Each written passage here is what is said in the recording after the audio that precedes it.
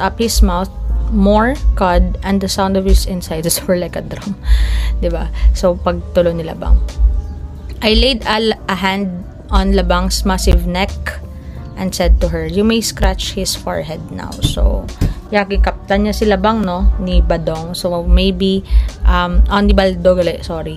Yung kaptan ni Baldo si Labang, maybe to assure her nga, hindi nimang ang Karabaw, no? Kay, she held her wrist on one hand with the other. So, wala siya, and looked at Labang. So, wala siya na nagpalapit, diba? Siguro nahadlok sa, hindi man siya taga dito, no? Hindi man suito ang sapat. So, gibutang ni Baldo ang yakamot sa neck ni Labang. No? You may scratch his forehead. Ginambalan siya. She hesitated, and I saw that her eyes were on the long, curving horns.